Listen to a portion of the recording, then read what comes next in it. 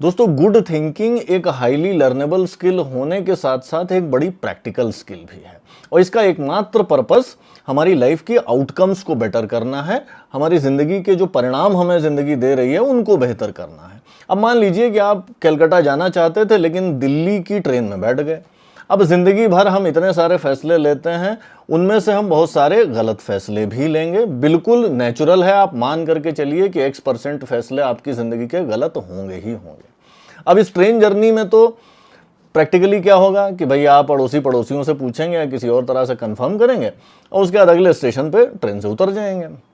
लेकिन real life में आपने देखा होगा कि कई बार हम एक गलत फैसला लेते हैं और फिर पूरी ज़िंदगी उस गलत फैसले को निभाते रह जाते हैं। आपने ऐसे लोग देखे होंगे जो गलत रिलेशनशिप में होते हैं, गलत जॉब में या गलत करियर में होते हैं, गलत जगह रह रहे होते हैं या कोई और लॉन्ग टर्म फैसला जो गलत ले लिया उसी को निभा रहे होते हैं।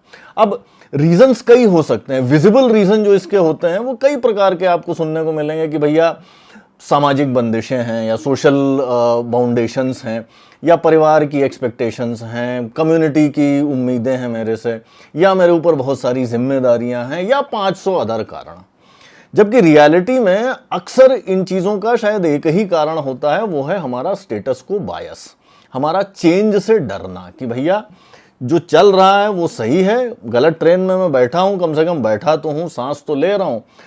अगले स्टेशन पे उतर गए तो क्या जाने कब वहाँ पे अगली ट्रेन आएगी, कलकत्ता वाली ट्रेन वहाँ रुकेगी कि नहीं रुकेगी, वहाँ अगर मैं प्लेटफॉर्म पे उतरा तो कहीं ऐसा तो नहीं कोई मुझे लूट लेगा या वहाँ कोई कुत्ता मुझे काट लेगा। तमाम तरह के डर।